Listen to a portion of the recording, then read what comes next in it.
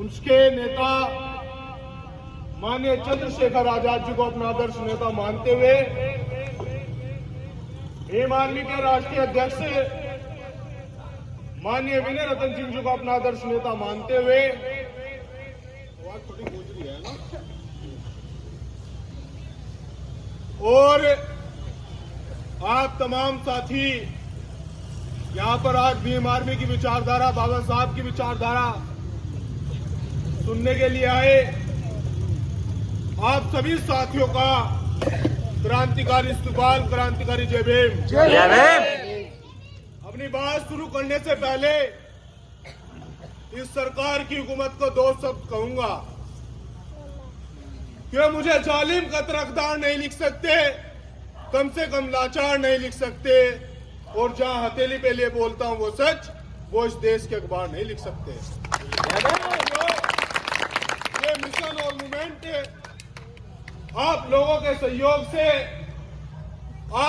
सहयोग से आज इतनी बुलंदियां छू रहा है कि सहारनपुर से जन्मी भीम आर्मी, जिसका डंका झंडा देश से लेकर विदेश तक बजने का काम करता है साथियों।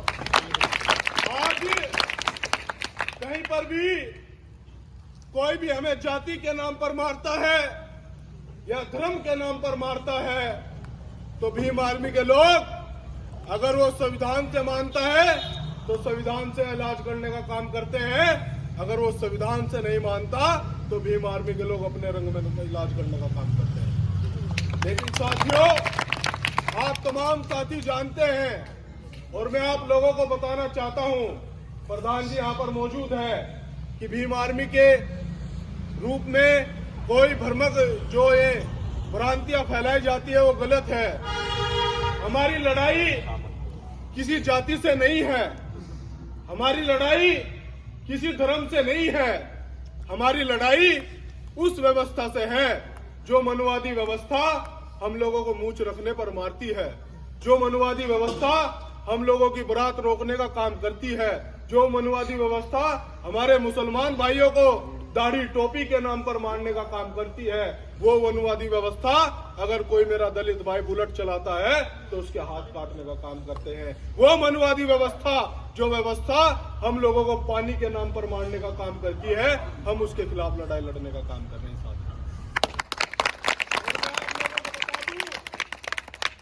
ये मिशन वही हमारे संतों और रहबरों का मिशन है, जो मिशन हमारे संत शिरोमणि गुरुदास महाराज जी ने चलाने का काम किया।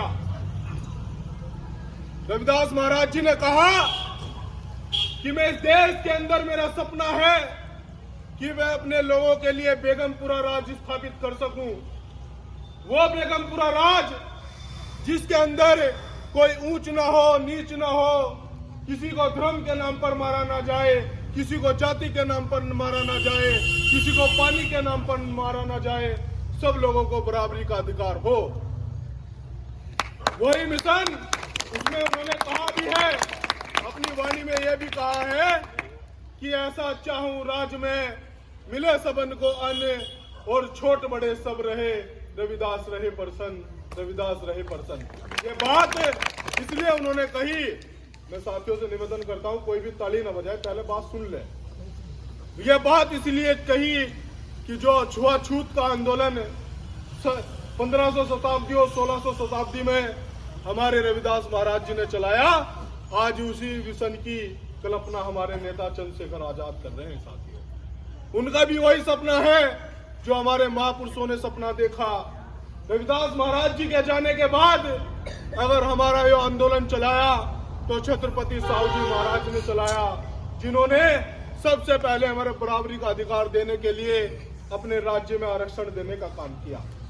उसके बाद इस आंदोलन को सींचने वाले ज्योतिबा फूले, सावित्रीबाई फूले जी रही, जिन्होंने दलितों को, बिछड़ों को, अल्पसंख्यकों को, हम लोगों को, छूतों को, वंचित लोगों को, पीड़ितों को और हमारी महिलाओं को सबसे पहले शिक्षा देने का काम किया।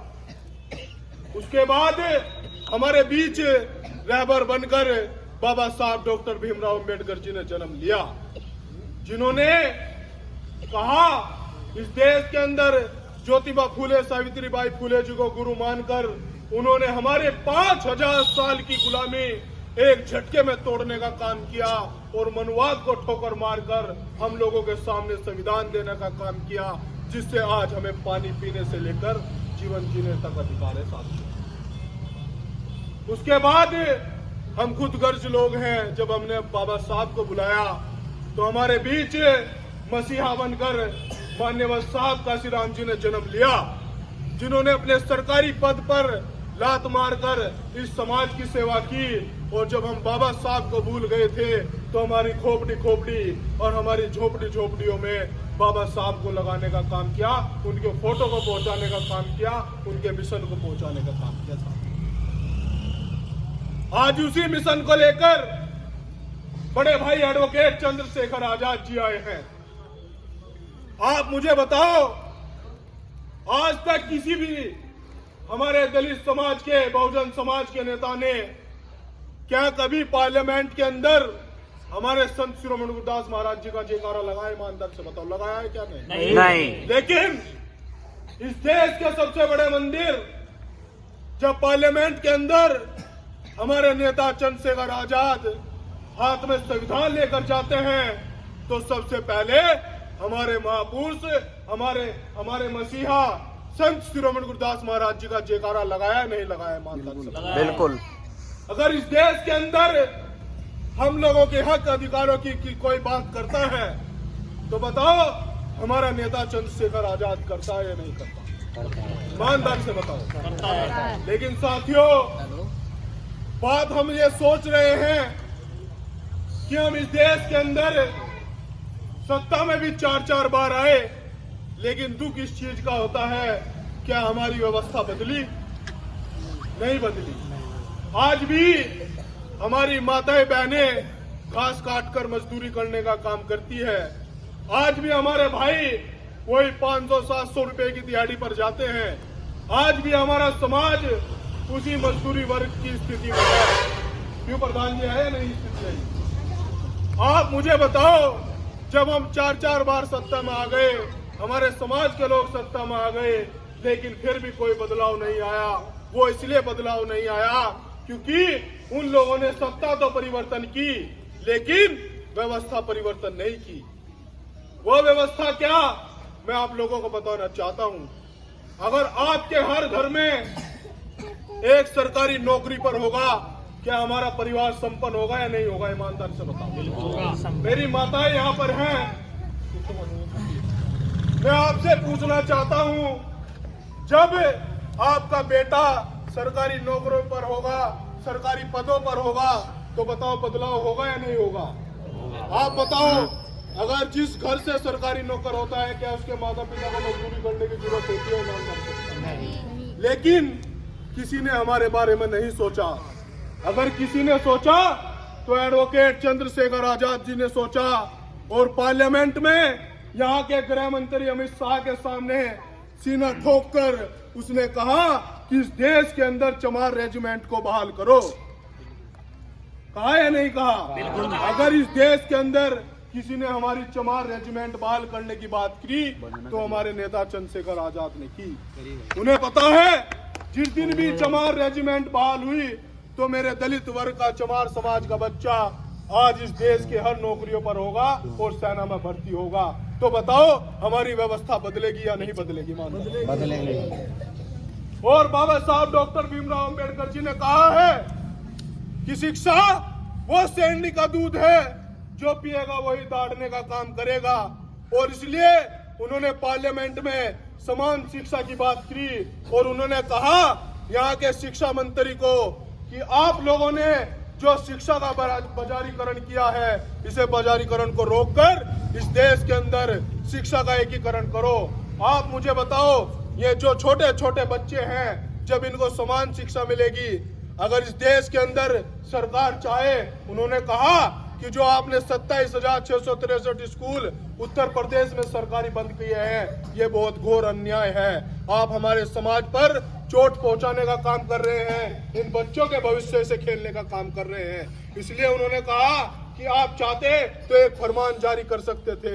वो फरमान क्या होता कि जितने भी गवर्नमेंट एम्प्लॉय है, सरकारी नौकर है या मंत्री है या कोई भी मुख्यमंत्री हो, सबके बच्चे सरकारी स्कूल में पढ़ेंगे। तो आप मुझे ईमानदारी से बताओ, एक तरफ डीएम का बेटा बैठा है, एक तरफ एसएसपी का बेटा बैठा है, एक तरफ यहाँ का कोतवाल का बेटा बैठा है और दूसरी तरफ उसी बेंच के बराबर में एक मजदूरी करने वाले का बच्चा बैठा हो, एक रेडी लगाने वाले का बच्चा बैठा हो, एक मजदूरी करने वाले का बेटा बैठा हो। तो बताओ शिक्षा समान होगी या नहीं होगी? लेकिन किसी ने हमारी मूल समस्याओं पर ध्यान नहीं दिया। अगर पार्लियामेंट में किसी ने कहा तो हमारे नेता चंद्रशेखर आजाद ने कहा। आप देखो इस देश के मेडिकल व्यवस्था क्या है, आप मुझे बताओ। जो हमारी मूल समस्या है वो हमारे स्वास्थ्य की समस्या